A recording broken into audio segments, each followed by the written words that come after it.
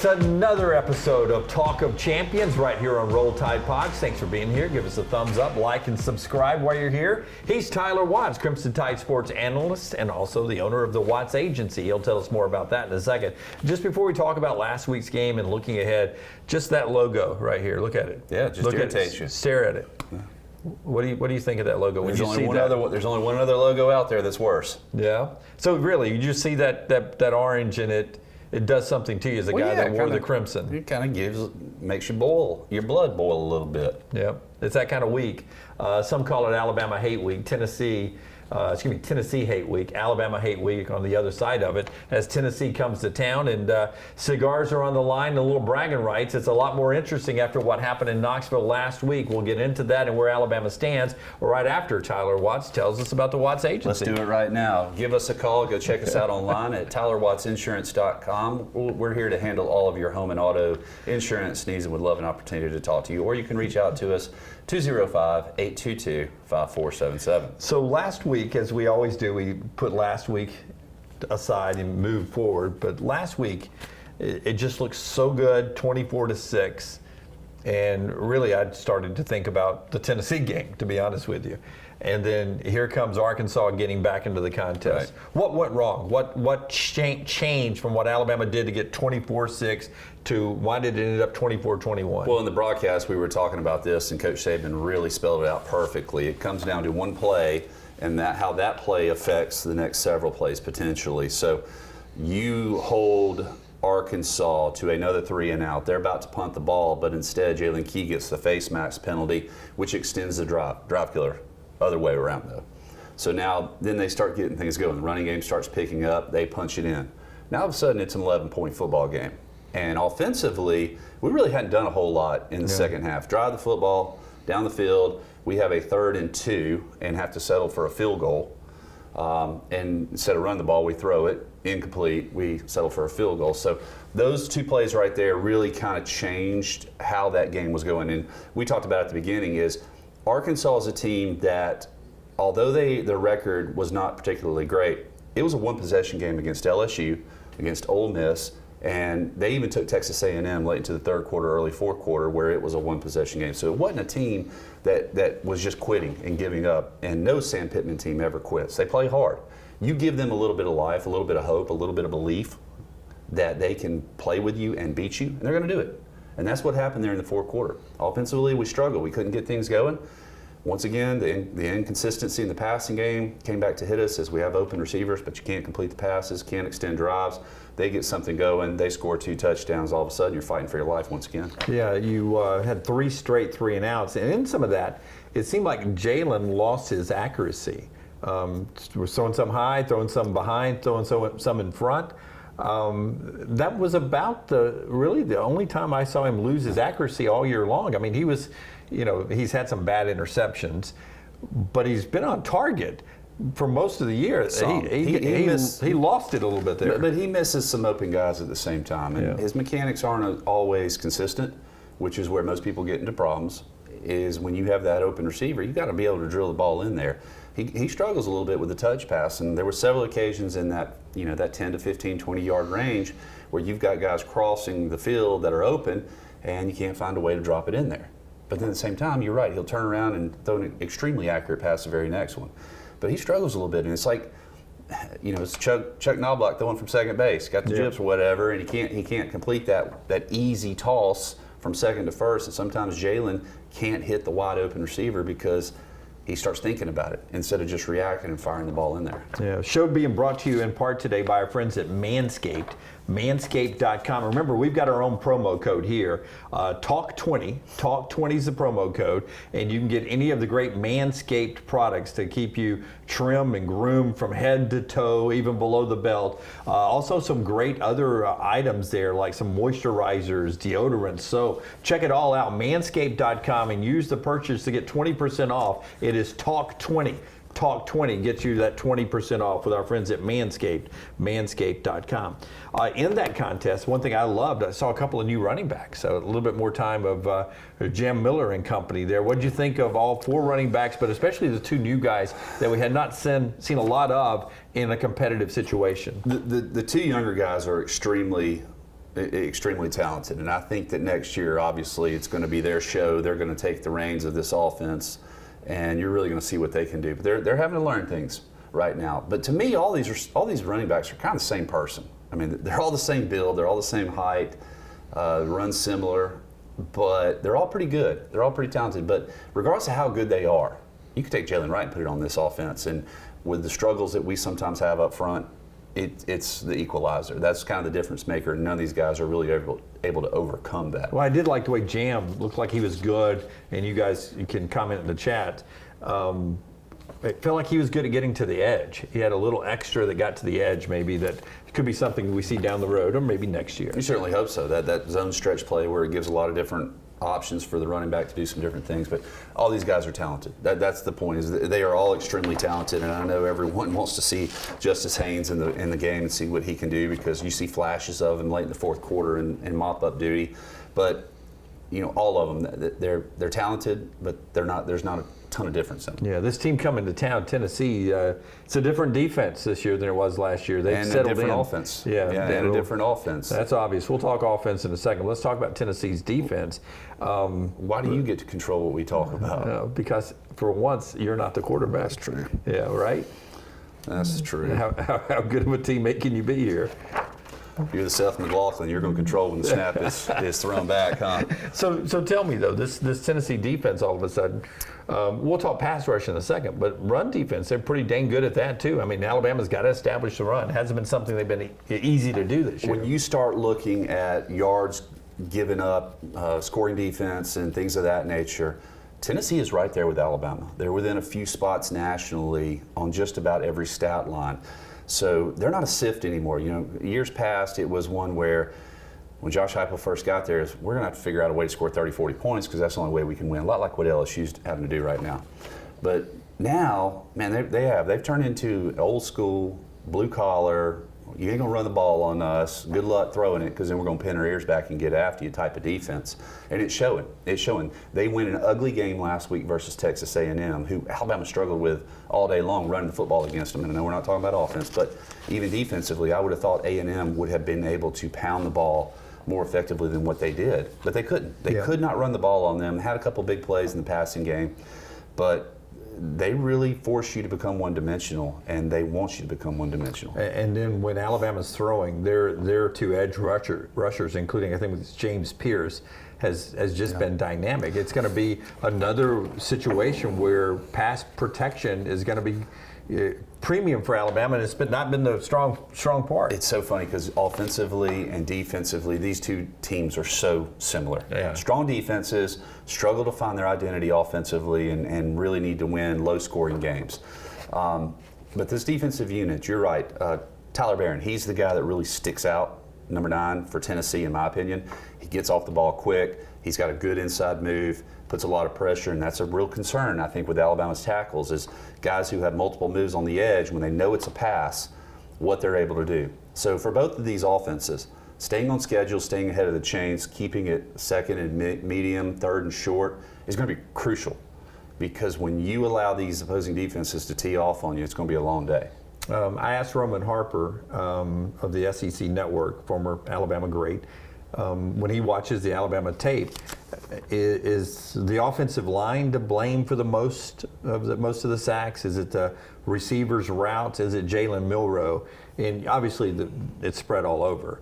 But he did talk about Jalen sometimes holding onto the ball a little bit longer. Do you see that as you watch the games? We charted it last week, and of the 4 or 5 sacks that took place, offensive line was probably responsible for 2 or 3 of them.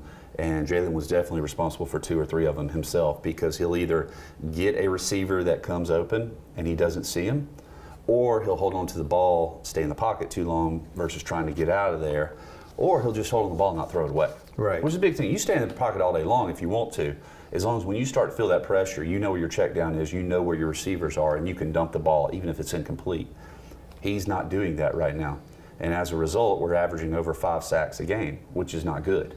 That puts us behind the chains, and now all of a sudden we have to become an explosive offense to be able to get back on schedule. And you just can't live like that way. It's a struggle. It's not a good recipe for success. Let's talk about Alabama's defense and Tennessee's offense. After I tell you about our great friends at mybookie.ag, an opportunity for you to get in the game. Let's do a combo here. At lanceslock.com, you can go get Lance's great plays to play. You can get a membership for daily, weekly, monthly, yearly, however you want to do it. lanceslock.com. And once you've got your mind, your plays, you got Lance's plays there, then you can jump on mybookie.ag, get a 110% deposit bonus,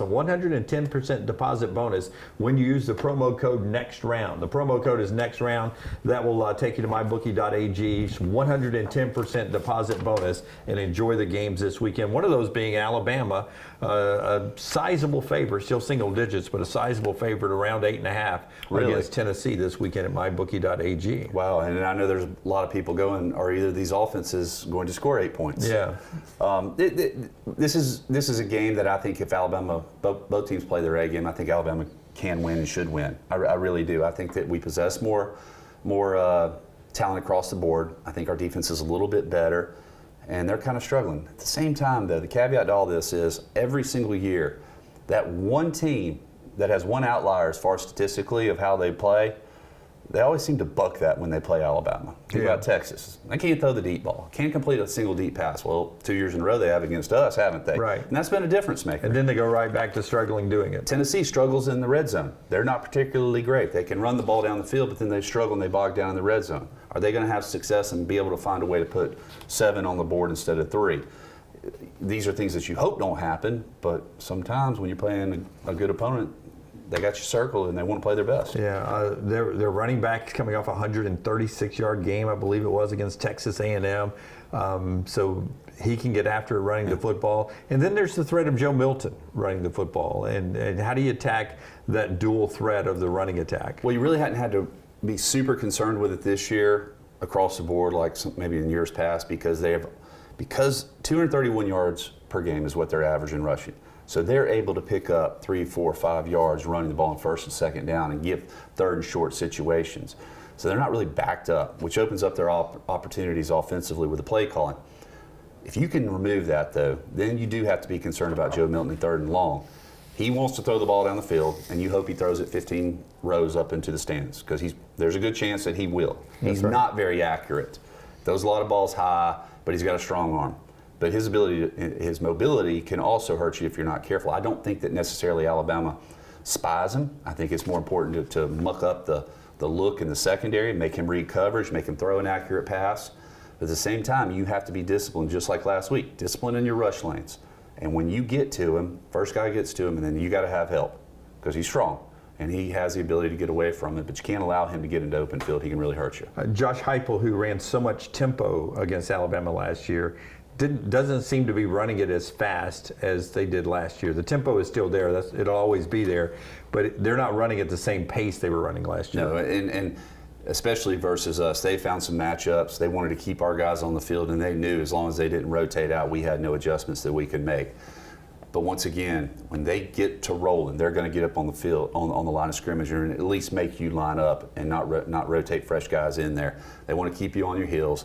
But if you can stymie them on first, second down, keep them to a 1 yard or less in their rushing game, that really throws them off track. Yeah, we always tell you great gear you can get with our friends at roback.com. Promo code TNR20 there, 20% off your first purchase there. Roback.com, perfect for the golfer out there. We just got some great pants, some slacks. You can wear them business casual to work, wear them to church, wear them on the golf course from our friends at Roback. Roback.com, TNR20, 20% off there. So we're getting ready for this big contest. When I say Josh Heupel and his offense, what do you think of? Because apparently he's one of the world's best at getting receivers open. Yeah. You think pace of play, and you think we're going to stretch the ball vertically. We're going to push the ball down the field 15, 20 times, and if we hit 4 or 5 of them, we got 28, 35 points. That's what you normally think, and I think that from an Alabama standpoint, that's because we've seen it the last 2 years. Last year we saw it over and over and over, but even the year before, the pace of play got our guys out of position where communication wasn't taking place, and they took advantage of it. That's what you think of. This year's different though, and he has adjusted to his talent and done a nice job of that, protecting his defense, allowing the strength of his team, the defensive unit, to not be out on the field every 2.5 minutes, having to get back out there. He's playing complementary football. He knows he can run the football, he can control field position, control the time of possession, and he's doing that. He's not trying to force a square peg into a round hole.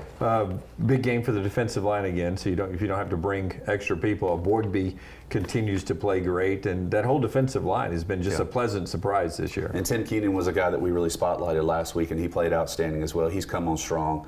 I keep waiting for Jaheim Otis to really be a difference maker. We call his name a lot. He's always around the ball, and a lot of times to his credit, his defense rather, he's taking on double teams. So he's freeing somebody else allowing Deontay Lawson and Trez Marshall to kind of run free and be able to make those tackles. But yeah, the front four, front five, and we're rotating a lot of guys in there. They got to play well. Okay, I want to pick his brain about just the rivalry and the atmospheres of these things after he tells us about the Watts Agency again. We're going to do it again. For all your home and auto insurance needs as well as small business, this is just a crazy time right now. A lot of people are losing, insurance companies rather, are losing money, and as a result, your rates are going up. So give us a call at 205-822-5477 and let us shop the market for you. If I asked you, how often do you think about the Roman Empire in the course of a day or week? How often do you think about the Roman Empire? Very, very rarely. Very rarely? How often do you think think Roman Harper Empire or just the... just the Roman Empire. Okay. How often do you think about the Tennessee loss last year? Does it ever pop up in your mind? Yeah, I think about it. Yeah. You think about 15, 16 penalties that cost you opportunities, several drop passes. You think about Gibbs, that ball's a yard higher. He scores a touchdown in the fourth quarter, which game's over. Or, Will Reichard, who's Mr. Automatic, misses a field goal. Not to mention the driving the length of the field 80 yards in, 30 seconds for Tennessee on 2 big plays. So, yeah, I mean, I kind of remember 1 or 2 things about it. Yeah, a late flag comes out on what looked to be an interception. And it was thrown from the sideline. It wasn't even real. And then the 15-year win streak's over with. They rush the field. They smoke the cigars. Smoke haze hanging over the field. All the fans have lit them up right there on the Neyland Stadium. Here they come back to Bryant-Denny this weekekend. And they think they can beat us again. Yeah. And you know what? They can. I think they have a good enough unit. If they play well and we don't play particularly well, or we get lackadaisical, which we are capable of doing on certain quarters, take a couple series off, it could spell a long day for Alabama, especially if they get that running game working. If they control the line of scrimmage, it's going to be tough. What's your memory of the Alabama-Tennessee rivalry? Your games. Tell me about your games. Getting my brains beat in 1999 because I wasn't prepared and because they were really, really good. And having an opportunity to come in and help because Andrew Zal had hurt his ankle. And instead, because I played poorly and I wasn't prepared, they put a 50% Andrew back in the game to finish it out because he was a better option at the time. So that was a learning moment for me. Never happened again. And then in obviously my senior year in 2002 when we finally broke a 7-year streak that Tennessee had on us. Yeah, that was a big one. And the haze in the locker room from the cigar What was smokes. that like? Do you smoke it? Did you smoke it? Light it up and smoke it? Everyone put it up to their lips and took a couple puffs and realized how awful they were and put it out. Yeah. So did you save that cigar somewhere? Yes. Is it in a Ziploc bag and somewhere? I can imagine how nasty looking and smelling that thing is, but I wrapped it up in cellophane and it's in my room somewhere. Yeah. It's in your room somewhere. Back at the house, my parents. At your parents' my old house. bedroom. It means something. We talk about means something. These Let me tell you how much it means. We talk about these rivalry games sometimes, and with the future of the conference and doing away with some of these annual rivalries, and people always that aren't part of the Alabama-Tennessee families, they always obviously Alabama-Auburn, and then after that they're like, I'd rather keep Alabama-LSU than I would Alabama-Tennessee. This one means something for a lot of people for a long, long time. Yeah. Look, going to Baton Rouge is cool, but playing against Tennessee is the best, in my opinion. I'm a little bit older, and I think the older you get, the more this game means to us than it does some of the younger guys. But there is a generation that is coming up. My daughter, who turns 12 this year in November, has asked me 1,500 times over the last month, are you going to let me smoke a cigar? Are you going to let me smoke a cigar? I said, well, baby, that's kind of contingent upon a couple things. Yes. You're not going to smoke it, but I will get you one and let you take a picture with it in your mouth. But we got to win. Got to win. We got to win. Got to win. So even the younger ones, though, they've caught on and they know the importance of it, or maybe they just think it'd be cool to have a cigar in their Well, mouth. it's for the Instagram. It's for the gram, man. You Well, need, you know need it the is. picture holding it. All right, Tennessee week. 2:30 right there. You can listen to this guy on the Crimson Tide Sports Network. Don't forget the Watts Agency, fantastic right there to help you with all your insurance needs. Our friends at Manscaped, manscaped.com. That promo code is TALK20 there, TALK20.